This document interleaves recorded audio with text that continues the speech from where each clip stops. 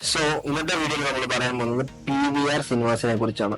PVR എന്ന് പറയുന്നത് multiplex രംഗത്ത്, അതായത് തിയേറ്റർ രംഗത്ത് ഒരു വാണിജ്യ വിപണി തുറന്ന ഒരു തിയേറ്റർ ശൃംഖലയാണ് PVR. അതിനെ കുറിച്ചാണ്, അതിന്റെ ഒരു ചരിത്രം എങ്ങനെയാണെന്ന് അറിയാൻ വേണ്ടിയാണ് നമ്മൾ ഇന്നത്തെ വീഡിയോ ജസ്റ്റ് നോക്കാൻ പോകുന്നത്. PVR സിനിമാസിന്റെ കഥ തുടങ്ങുന്നത് 1970കളുടെ തുടക്കത്തിൽ ഡൽഹിയിലെ വസന്ത് വിഹാറിലെ പ്രിയ സിനിമാസിലാണ്.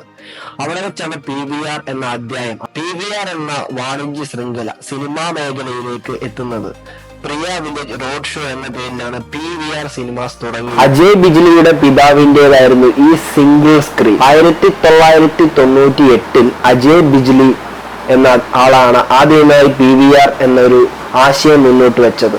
അദ്ദേഹത്തിന്റെ ആഗ്രഹം എന്നത് മൾട്ടിപ്ലെക്സ് എന്നൊരു മുന്നോട്ടുള്ള ആശയമായിരുന്നു. കാരണം ഈ ഒറ്റ സിംഗിൾ സ്ക്രീനിന് പകരം മൾട്ടിപ്ലെക്സുകളായി തിരിക്കുകയും വലിയൊരു സിനിമാ ശൃംഖലയ്ക്ക് അവസരമൊരുക്കുക എന്നതായിരുന്നു അദ്ദേഹത്തിന്റെ വലിയൊരു ആവശ്യം. ഒരു സിനിമ കാണുന്നതിനും അപ്പുറം സിനിമയെ ഒരു അനുഭവമായി മാറ്റുക എന്നതായിരുന്നു അദ്ദേഹത്തിന്റെ ഏറ്റവും വലിയ ലക്ഷ്യം. കാരണം സിനിമ എന്നത് മറ്റുള്ളവരിലേക്ക് എത്തിക്കുക, അതിനൊരു അനുഭവമായി മാറ്റുക എന്നുള്ള ആശയമാണ് PVR മുന്നോട്ട് വെച്ചത്. 1997 PVR അനുപം എന്ന പേരിലാണ് ഇന്ത്യയിലെ ആദ്യത്തെ PVR എന്ന മൾട്ടിപ്ലെക്സ് ആശയം മുന്നോട്ട് ഉദിച്ചത്. ഇതൊരു ഗെയിം ചേഞ്ചർ തന്നെയായിരുന്നു സിനിമ ഇൻഡസ്ട്രിയിൽ. സിംഗിൾ സ്ക്രീൻ തിയേറ്ററുകളും അതുപോലെ തന്നെ മോശം ശബ്ദ അനുഭവങ്ങൾ നമുക്ക് തരുന്ന തിയേറ്ററുകളുടെ ഒരു കാലം കഴിയുന്ന ഒരു സമയം കൂടിയായിരുന്നു PVRന്റെ ഉടലെടുപ്പോടുകൂടി. ഒന്നിലധികം സ്ക്രീനുകൾ, അത്യാധുനികമായ സീറ്റുകൾ, അതുപോലെ തന്നെ ശബ്ദ സംവിധാനങ്ങൾ, അതിനപ്പുറം ആഹാര ക്രമീകരണങ്ങൾ എന്നിവയെല്ലാം കൂടെ കൂട്ടിയ ഒരു വലിയ വാണിജ്യ വിപണി തന്നെയായിരുന്നു PVR എന്നത്. PVRന്റെ വളർച്ചയ്ക്ക് നിർണായകമായ ചില ഘടകങ്ങളുണ്ട്.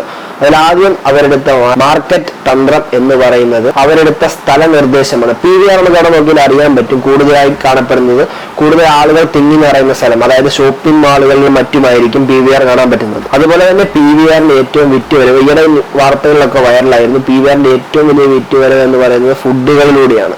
സിനിമയെക്കാളും കൂടുതൽ അവർ ഉണ്ടാക്കുന്നത്, വരുമാനം ഉണ്ടാക്കുന്നത് ഫുഡുകൾ വരവിലൂടെയാണ്. നമുക്കറിയാം, ഒരു പെപ്സി അല്ലെങ്കിൽ ഒരു പോപ്കോൺ എന്ന് പറയുന്നത് നമ്മൾ PVRൽ നിന്നും പർച്ചേസ് ചെയ്യുമ്പോൾ എത്രമാത്രം എമൗണ്ട് നമ്മൾ അതിനു വേണ്ടി ചെലവഴിക്കുന്നു. അല്ലെങ്കിൽ ഒരു സിനിമ കാണുന്നതിന് വേണ്ടി ആളുകൾക്ക് ഫുഡ് വെളിയിൽ നിന്ന് കൊണ്ടുവരാൻ പറ്റത്തില്ല എന്നൊരു സംവിധാനം PVRലുണ്ട്.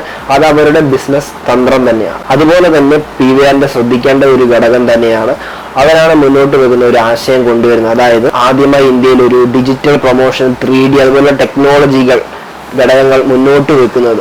അതുപോലെ തന്നെ ലൈവ് സ്ട്രീമിംഗ്, അതുപോലെ തന്നെ ആധുനികകരമായ സാങ്കേതിക വിദ്യകളുടെ ഉപയോഗവും PVRനെ വളരെ വലിയ തോതിൽ വിജയിപ്പിച്ചിരിക്കുകയാണ്. ഇപ്പോൾ PVR എന്ന് പറയുന്ന ഒരു ശൃംഖല ഇന്ത്യയിൽ തന്നെ എടുത്തു നോക്കുകയാണെങ്കിൽ ടോപ്പ് ലെവലിൽ എത്തി നിൽക്കുന്ന ഒരു സിനിമാ മേഖലയിലെ ഏറ്റവും വലിയൊരു സംരംഭം തന്നെയാണ് PVR, പ്രിയ വില്ലേജ് റോഡ് ഷോ എന്നറിയപ്പെടുന്നത്.